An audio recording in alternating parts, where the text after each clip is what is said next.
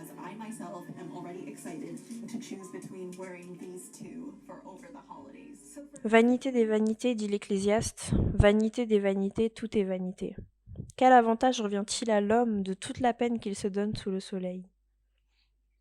Voici, tu as donné à mes jours la largeur de la main, et ma vie est comme un rien devant toi. Oui, tout homme debout n'est qu'un souffle.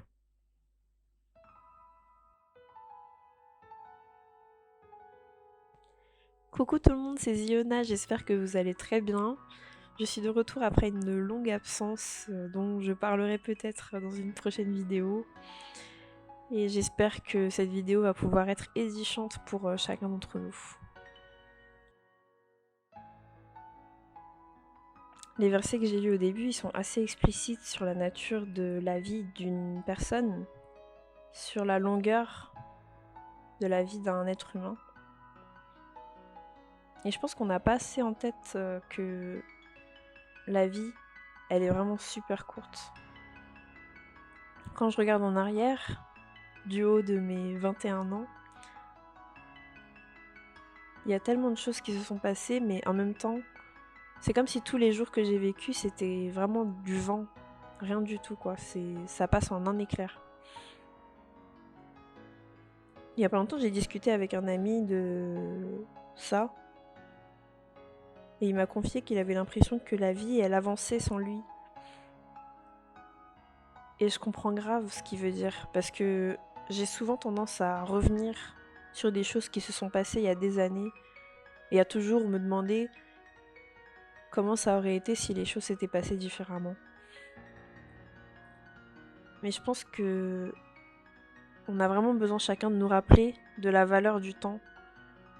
Cette chose qui est vraiment infiniment précieuse parce que c'est quelque chose qu'on ne peut jamais racheter.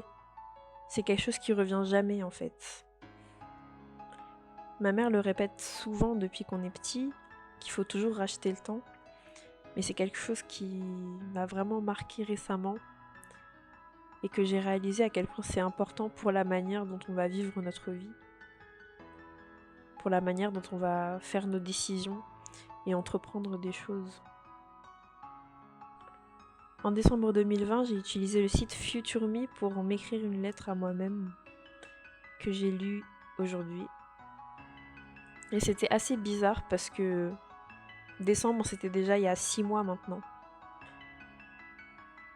Et je me rappelle encore de quand j'ai fait ma première vidéo, que vous pouvez aller voir d'ailleurs, des objectifs 2021, où j'étais pleine d'ambition et pleine de rêves pour cette année-là. Mais je pense que j'ai même pas effectué la moitié de mes projets. Et c'est encore une chose qui me rappelle à quel point la vie, elle file. Peut-être que vous vous dites, ouais, ok, on sait en fait, t'as pas besoin de nous rappeler ça. Mais je pense que si c'est vraiment important qu'on se rappelle très souvent, pour qu'on puisse vraiment racheter notre temps et pour qu'on puisse comprendre c'est quoi l'intérêt finalement en fait de planifier des choses, de faire les choses de la manière la plus efficace possible. Outre ça, en fait, la question de productivité, etc., j'ai discuté avec des amis proches à propos de ça également. Et l'un de mes amis m'a dit quelque chose qui m'a vraiment touchée. Il a dit que c'était vraiment un plaisir pour lui de m'accorder de son temps. Et il a vraiment souligné à quel point son temps, c'était quelque chose qu'il considérait comme précieux pour lui. Et le fait qu'il était content de le partager avec moi, en fait, ça m'a vraiment émue. Ça m'a rappelé aussi à quel point c'est important de partager notre temps aussi avec nos proches, avec nos amis, les personnes qu'on aime et de vraiment faire un effort pour sortir de nos occupations et consacrer du temps aux personnes qui nous sont chères. Parce qu'au final, on ne sait pas en fait quand est-ce que notre vie elle va s'arrêter. On ne sait pas quand est-ce que les personnes qui sont autour de nous vont nous quitter. Et c'est pour ça que je nous encourage vraiment chacun à donner de ce précieux temps aux personnes qu'on aime. Et une autre amie m'a raconté quelque chose qui lui est arrivé, qui l'a assez bouleversée et moi aussi.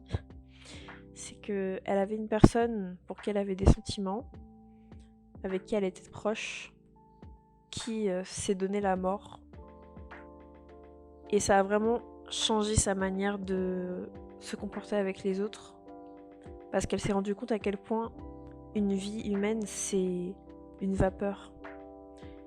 Et à partir de maintenant, elle essaie toujours de dire aux personnes les choses qu'elle a sur le cœur. Et sincèrement, j'ai beaucoup d'admiration pour cette amie-là. Et je pense qu'on devrait vraiment aspirer à ne pas perdre notre temps quand il s'agit de relations avec les autres. Parce qu'il y a tellement de relations qui sont brisées à cause de choses insignifiantes, des années qui sont perdues alors que ça pourrait être réglé en une conversation, en une demande de pardon. Après, je minimise pas bien sûr les blessures que chacun a reçues, mais j'ai vraiment envie d'avoir la foi que Dieu peut guérir ces blessures-là, et que si on s'en remet vraiment à lui, il peut restaurer toute chose de manière à ce qu'elle soit nouvelle. Et je parle aussi pour moi, bien sûr. Il y a vraiment beaucoup de choses qu'il faut que je sorte de mon cœur encore. Et j'espère avoir la force de le faire incessamment sous peu. Après, je pense pas non plus qu'il faille se précipiter pour prendre des grandes décisions, parce qu'au final, le temps appartient à Dieu.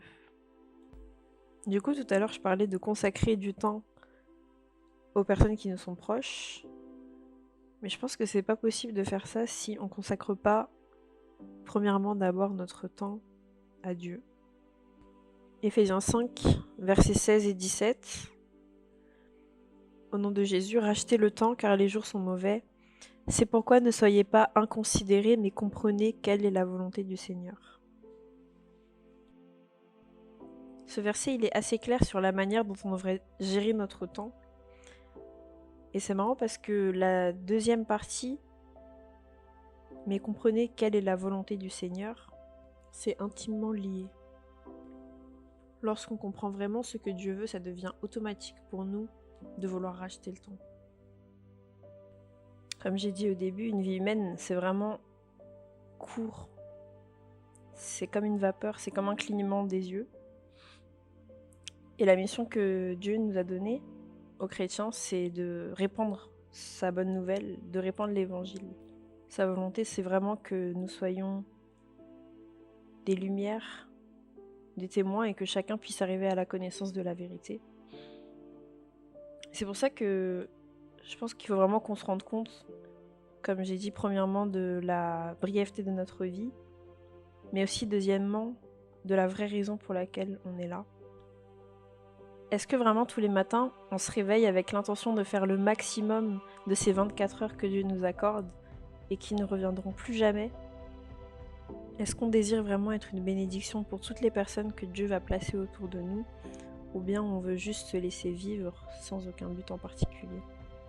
Finalement, on peut se dire que être soumis au temps et le fait que notre vie soit courte, c'est une bonne chose parce que ça nous pousse vraiment à l'humilité et à nous appuyer pleinement sur Dieu. Dieu est hors du temps et c'est lui qui a créé le temps. Et on sait qu'on peut vraiment dépendre de lui et faire confiance en lui entièrement. Il est lui-même vérité et toutes les promesses qu'il a faites vont s'accomplir. Et finalement, il connaît déjà tous nos besoins avant même qu'on les formule. Et du coup, je veux vraiment encourager chacun à fixer les yeux sur Dieu et à nous rappeler que sa paix, qui dépasse toute intelligence, est toujours disponible pour nous si on est prêt à la recevoir. Et pour tous mes amis qui ne connaissent pas encore Jésus, je vous invite vraiment à placer votre confiance en lui parce qu'il vous aime et il veut vous délivrer de l'esclavage du péché et de toutes les passions humaines.